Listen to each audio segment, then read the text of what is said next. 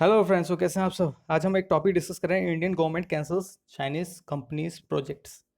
So make in India को ये boost up करने के लिए सबसे अच्छा एक टाइम है, और आप देखते जाइए कि कैसे इंडियन गवर्नमेंट्स एक के बाद एक डिसीजंस लेती जाएगी।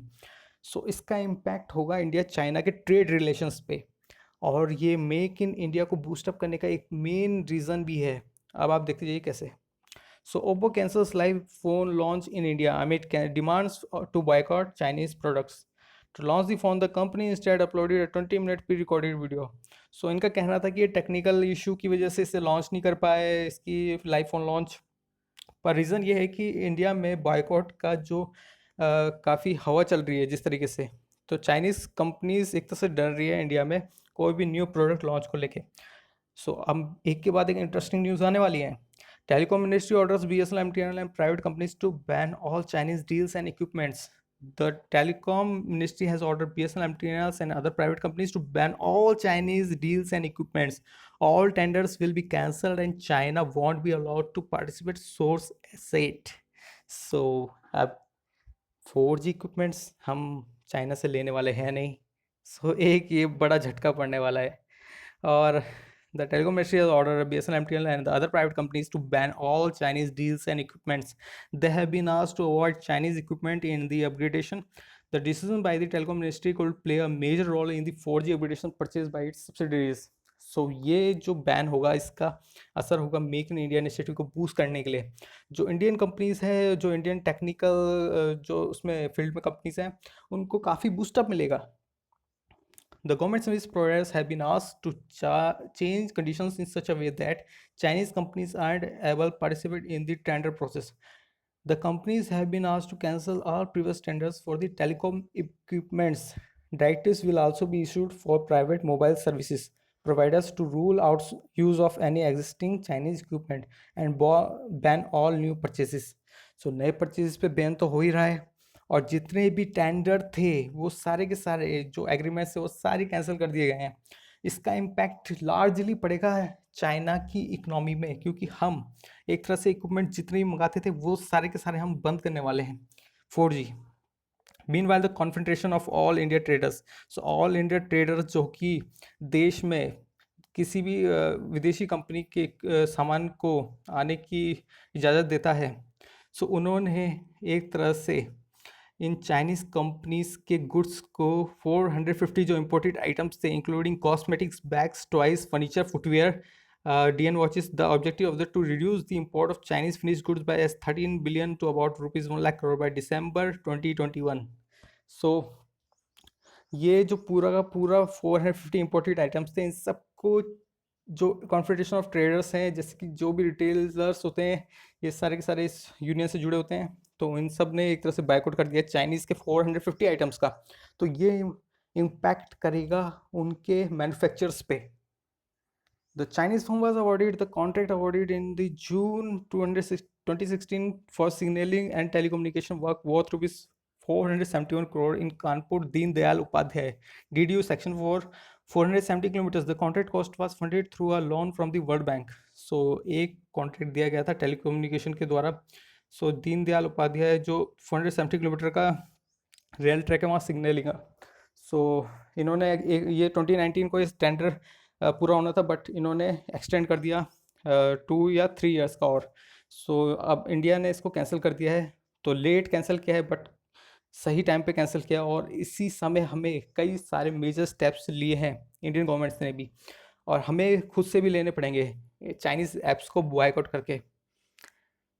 Indian Railways to cancel the Chinese firm's contract in dedicated freight corridor amid India-China face-off. Indian railway के द्वारा भी कई सारे मेजर स्टेप्स लिए गए हैं।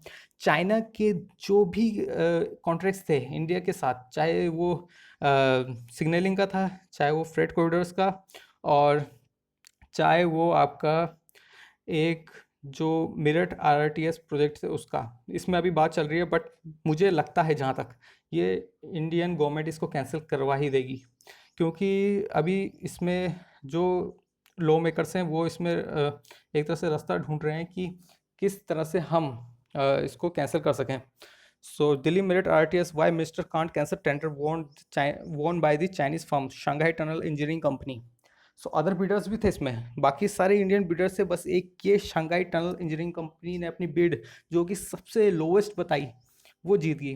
The Shanghai tunnel engineering company limited STEC emerged as the lowest bidder. Its bid is 1126.9 crore rupees versus Larsen and Toubro rupees 1170 crores for an underground stretch of the Delhi Meerut Regional Rapid Transit System.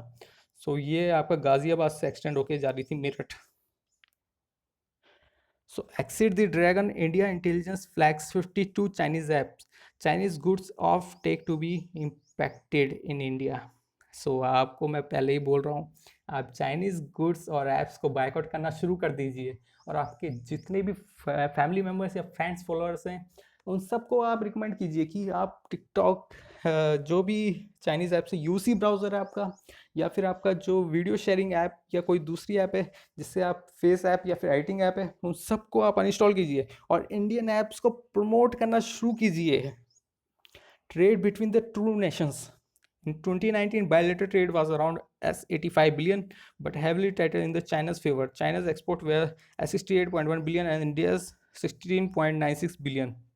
सो एक मैं आपको इसमें reason बता देता हूँ कि India जब भी कोई एक्सपोर्ट करता है चाइना को, तो चाइना अपनी कंट्री में इस तरीके से उसको इंपोर्ट बैन लगाता है कि जो इंडियन गवर्नमेंट है वो उसके खिलाफ आवाज़ भी नहीं मतलब एक तरह से आवाज़ भी नहीं बोल सकती, कुछ कह नहीं पाती चाइनीज़ गवर्नमेंट के आगे। और इसके कई सारे रीजंस भी हैं, क्योंकि वहाँ की जो खुद की उनकी फार्मास्यूटिकल कंपनीज या दूसरी कंपनीज है वो वहाँ पे सर्वाइव करना चाहती हैं, तो इंडियन कंपनीज एक अच्छा ऑप्शन देती हैं। बट चाइना की गवर्नमेंट को पता है कि जो उनकी अपनी खुद की जो कंपनीज हैं, डोमेस्टिक कंपनीज, वो सर्वाइव नहीं कर पाएंगी फिर मार्केट में। तो ये सबसे बड़ा रीज़न है। So India's trade deficit where China declined from S63.1 billion in financial year 18 to S53.6 billion in financial year 19 and is estimated to be the further lower in the financial year 20.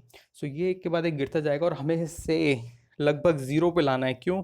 क्योंकि हमें China से 0% import करना पड़ेगा, और ना ही अगर हम चाहें तो चाइना हमसे इम्पोर्ट ले सकता है, बट ऐसा तो होगा नहीं कि ये वन पार्टी इम्पोर्ट करते रहे।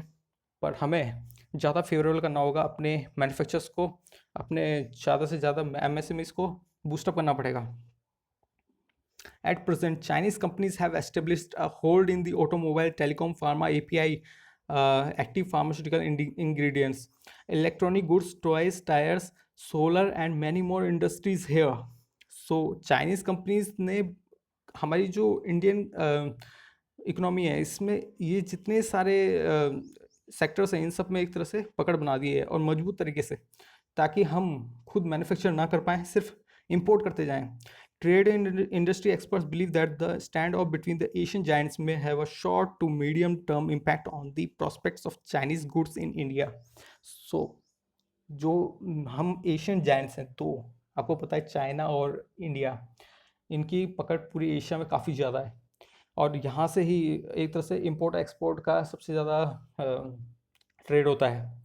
तो अब मान के चलिए अगर इनके बीच में क्लैश होता है, सो चाइना का जो प्रोडक्ट्स अगर हम इंपोर्ट ना करें, तो आप ये मत समझिए कि चाइना सर्वाइव कर जाएगा मार्केट में। चाइना नहीं कर पाएगा, क्योंकि उनकी जो डोमेस्टिक कंपनीज हैं, जब वो दूसरी कंट्रीज़ को भी ऐसी एक्सपोर्ट करने की कोशिश करेंगी, या तो उनके अंदर, कई लोगों के अंदर देशभक्ति भावना जाग जाएगी जो दूसरी कंट्रीज़ में है, क्योंकि इंडिया से वो मोटिवेट होंगे। इंडिया एक तरह से रिप्रेजेंट करेगा एक अपनी देशभक्ति की भावना को, और हम जब रिप्रेजेंट करेंगे अपनी इंडियन कम्युनिटी के द्वारा कि हम चाइनीज़ प्रोडक्ट्स का बायकॉट करते हैं, तो कई सारी कंट्रीज़ इसमें आगे आएंगी।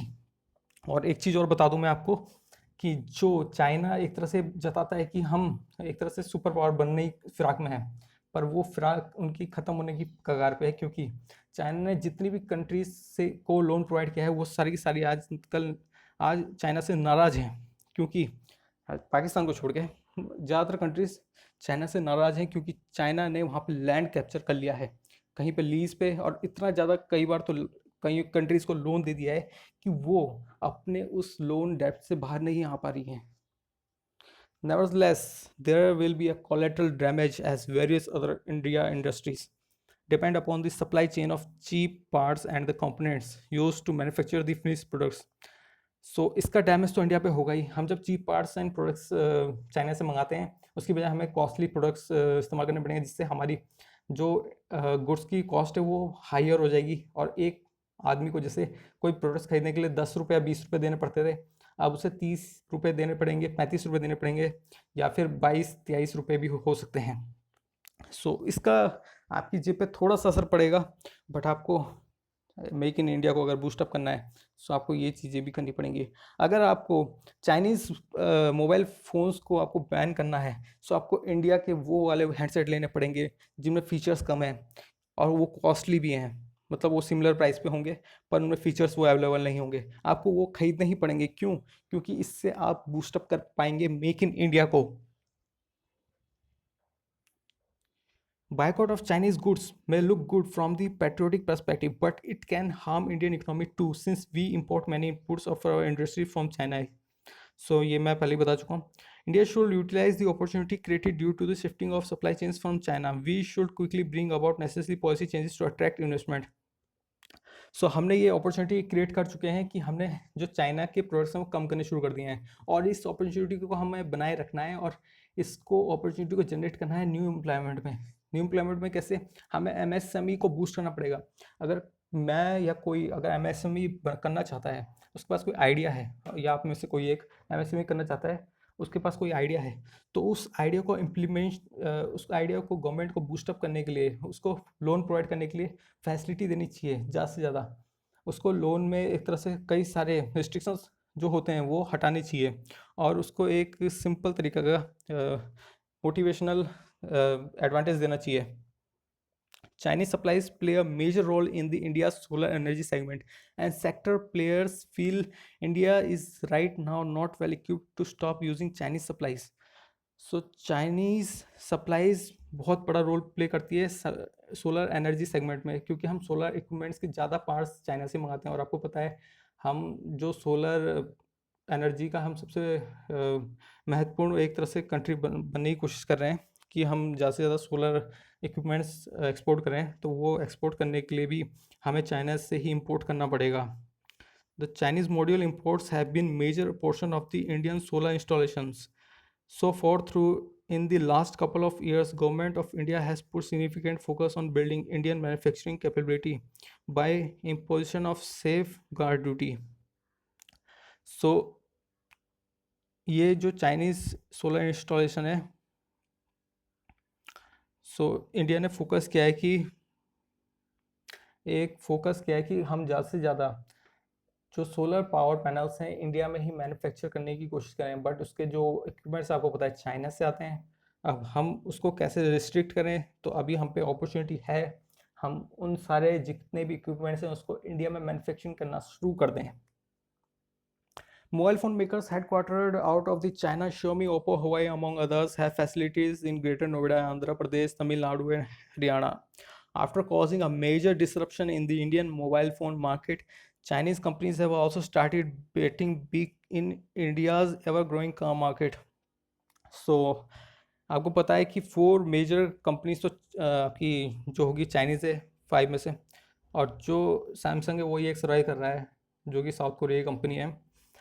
हमें ज़्यादा से ज़्यादा बूस्टअप करना पड़ेगा इंडियन कंपनीज़ को, या फिर हमें ज़्यादा से ज़्यादा मैन्युफैक्चरिंग जो यूनिट होती है उनको बूस्टअप करना पड़ेगा। जो भी कंट्री की अगर कोई कंपनी यहाँ पे इंडिया में अगर कोई यूनिट मैन्युफैक्चरिंग की लगाती है, उसमें जिसमें सारे मदरबोर्ड से लेके आपके सारे पार्ट्स अगर इंडिया में अगर बन रहे हैं, हमें उन कंपनी को ही बूस्टअप करना पड़ेगा जो कि यहाँ से एक्सपोर्ट कर रही है, ना कि यहाँ इंपोर्ट कर रही है सीधा। हमें उन कंपनीज़ को बूस्टअप करना पड़ेगा। जैसे चाइना, शोमी, ये ज़्यादा से ज़्यादा इक्विपमेंट्स यहाँ मंगाती हैं यहाँ सिर्फ असेंबल करने के लिए, ताकि उनको जो टैक्स होता है उसमें टैक्स में छूट मिल जाए इंपोर्ट ड्यूटी वगैरह में। अब चाइना का एक तरह से लुकिंग है कि वो इंडिया की कार मार्केट में भी जाए। कार मार्केट में आपको पता है महिंद्रा, टाटा, ये सब बड़ी बड़ी कंपनीज हैं इंडियन, और इन कंपनीज को वो चैलेंज करना चाहती हैं। New automobile firms like the Chinese Great Wall Motor, FAW Hyama, Electra and MG Motors have major plans for the Indian market.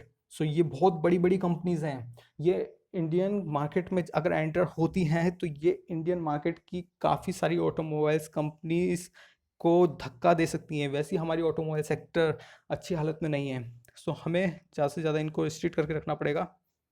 These are the major limelight grabbing sectors, while major presence of the Chinese products and the imports is also felt in pharmaceutical, consumer electronics, solar energy products, footwear and apparel. So Chinese products के एक तरह से major presence pharmaceutical, consumer electronics, solar energy products, footwear and appears में बहुत ज़्यादा है। आपका सबसे ज़्यादा है, मैं मानता हूँ, इलेक्ट्रॉनिक इक्विपमेंट्स में ज़्यादा से ज़्यादा आपका इलेक्ट्रॉनिक सामान आता है चाइना के थ्रू। और जो चाइना आपको प्रोवाइड करता है इलेक्ट्रॉनिक इक्विपमेंट्स, उस इलेक्ट्रॉनिक इक्विपमेंट्स में ज़्यादातर आपके घर में जो लगे होंगे वो चाइनीज़ ही होंगे, चाहे वो आपके स्विच बोर्ड या फिर कोई आपका फ़ैन हो सकता है। सो आप ये समझने की कोशिश कीजिए, हमें इंडियन जो कंपनीज़ है उसको बूस्टअप करने के लिए हमें जो चाइना के मेड इन चाइना लिखा होता है ना, उसको सीधा बायकआउट कर दो, उसको परचेज ही मत करो आप रिटेल स्टोर से। So Pawan Gupta, member of the Toy Association of India, told IANS that the quality of Chinese product is much better than that of the Indian counterparts, and it would not be the beneficial for the market to restrict imports in this segment. So ये खुद हमारे जो member of the toy association of India के कह रहे हैं कि China के प्रोडक्ट्स हमसे काफ़ी बेटर हैं, क्योंकि हम क्वालिटी में नहीं बनाते, हम अच्छी क्वालिटी नहीं देखते, हम सीधा बना के बस बेचने शुरू कर देते हैं। हम ये नहीं देखते कि मार्केट की डिमांड क्या है, हम ये नहीं देखते कि मार्केट को चाहिए क्या। हम जो चाइना होता है, चाइना मार्केट की डिमांड देख के प्रोडक्ट बनाना शुरू करता है। हम पहले प्रोडक्ट बनाते हैं, उसके बाद हम देखते हैं अरे यार मार्केट को ये तो चाहिए नहीं था, हमने तो गलत ही प्रोवाइड कर दिया। Indian mobile industry is heavily dependent on the imports from China, and the sector is likely to be severely impacted if import curbs are put into place. So Indian mobile industry भी बहुत ज़्यादा dependent है China पे। आपको पता है कोई भी अभी तक इंडियन जो माइक्रोमैक्स है उसके बाद से सर्वाइव नहीं कर पाई है। माइक्रोमैक्स भी अब सर्वाइव नहीं कर पाया है। माइक्रोमैक्स का मोबाइल तो कोई खरीदता ही नहीं है, आप देख लीजिए। सो ये आप समझ लीजिए कि एक तरह से जो मोबाइल इंडस्ट्री है उसमें चाइना ने कितना मेजर अपना इन्वॉल्वमेंट कर चुकी है। आप जो मैं अपने मोबाइल से रिकॉर्ड कर रहा हूँ या जो आप व्यू कर रहे हैं वो तो चाइनीज़ हैंडसेट होगा ही होगा, 99% तो होगा ही होगा। Many sectors are dependent on China. Import like smartphones, telecom equipments, pharma, electric appliances, medical equipment, auto components, solar power, textiles and accessories for many other finished products. So ये हम China पे dependent हैं इन सब जो imports होता है। However, definitely India is emerging as a preferred destination for the world, which is rebalancing its portfolios, but it will take some time to match China's scale and expertise in those sectors where China enjoys power. So हमें उन sectors पे grow up करना पड़ेगा जहाँ China एक तरह से अपना मेजॉरिटी नहीं जताता है, मतलब बना पाया है, और पहले हमें उन्हें कैप्चर करना पड़ेगा जहाँ चाइना इन्वॉल्वमेंट अपनी जता रहा है, और उसके बाद हमें उन सेक्टर में घुसना पड़ेगा जहाँ चाइना अपनी एक तरह से हाईएस्ट लेवल पे है। जैसे कि आपको पता है इलेक्ट्रॉनिक इक्विपमेंट्स जो हम मंगाते हैं उसमें चाइना का इन्वॉल्वमेंट बहुत ज़्यादा है। इसी वजह से हम इलेक्ट्रॉनिक इक्विपमेंट्स में बहुत पीछे हैं, ऐप्स वगैरह में डेवलपमेंट में हम बहुत पीछे हैं। सो इन चीज़ों में हमें स्टार्टिंग में थोड़ा सा बूस्टअप करना पड़ेगा। हमें खुद से कस्टमर को एक तरह से समझदार होना पड़ेगा कि हमें चाइनीज़ प्रोडक्ट्स को बायकॉट करना है, क्योंकि ये हमारे जो जवान हैं तो उनके लिए एक तरह से मोरल बनेगा कि हमारे जो देश के नागरिक हैं वो उनके साथ हैं। Of late, the center has taken up several measures to curb imports from China. Recently, it placed the imported tires in the restricted category, under which an import license will be required to bring it in the product to be domestic market. एक last मैं बोल दूं आपको कि China को भी बंद करने के लिए और जो कई कंट्रीज है उनके इंपोर्ट्स को बंद करने के लिए इंडिया ने जो टायर इंडस्ट्री है उसको बूस्टअप करने के लिए अब लाइसेंसिंग की प्रक्रिया शुरू कर दी है। मतलब कि आप अगर कोई भी रबड़ का प्रोडक्ट या फिर रबड़ का रॉ मटेरियल अगर इंपोर्ट करते हो तो उसके लिए आपको लाइसेंस लेना पड़ेगा गवर्नमेंट के थ्रू, और गवर्नमेंट आपको इतनी आसानी से लाइसेंस नहीं देगी। आपको रीज़न बताना पड़ेगा कि क्यों आप इंडियन कंपनीज़ को छोड़ के बाहर से आप इंपोर्ट कर रहे हैं रॉ मटेरियल रबड़ का। और आपको पता है इंडिया में इतनी जो डिमांड होती है, डिमांड से ज़्यादा हम मैन्युफैक्चर कर सकते हैं रबड़, बट यहाँ ऐसा होता है कि हम इंपोर्ट इसलिए करते हैं क्योंकि वहाँ का रबड़ जो होता है वो चीपर होता है, और ये अच्छी बात नहीं है। हम अगर कॉस्टली रबड़ भी इस्तेमाल कर लें सो बाद में तो वो चीपर हो जाएगा एज पर दी, जब डिमांड इंक्रीज होगी तो supply of the raw material अपने आप उसका लॉ मतलब कॉस्ट डिक्रीज होनी शुरू हो जाएगी, और इसके बाद जब हम एक्सपोर्ट करना शुरू हो जाएंगे सो हमें ऑब्वियसली प्रॉफिट जनरेट तो होगा ही। सो ये लास्ट की पिक्चर एक कल जो हुआ था थर्सडे को, so anti China demonstration in Kolkata India on Thursday. So Kolkata में सबसे ज़्यादा इसको देखने को मिला। अब आप कहें कि हमारे स्टेट में भी हुआ वगैरह वगैरह, बट मैं आपको बता दूं कि कोलकाता ने बढ़ चढ़ के इसमें हिस्सा लिया है, और आपको भी इस चीज़ में बायकॉट करना पड़ेगा चाइनीज़ प्रोडक्ट्स को। और अगर आप किसी को रोटी खिलाते हैं तो उसका पेट एक दिन के लिए भरेगा, लेकिन अगर आप किसी को रोटी कमाने का तरीका सिखा देते हैं तो वो जीवन भर आपका पेट भर सकता है। सो यह हमारी इंडियन इकोनॉमी के लिए भी काफ़ी मोटिवेशनल है, डॉक्टर एपीजे अब्दुल कलाम के द्वारा। सो हमें ऐसा बनना है कि हम रोटी कमाने का तरीका सिखाना पड़ेगा लोगों को। हमें सीखना पड़ेगा कि रोटी कैसे कमाई जाती है, जैसे चाइना सीख चुका है ना, तो वो अपनों को तो खिला ही रहा है, बाहर वालों को भी एक तरह से उनसे कमा के अपने लोगों को ही खिला रहा है। सो अगर आपको लेक्चर अच्छा लगा हो तो उसको शेयर कीजिए। Thank you for listen this.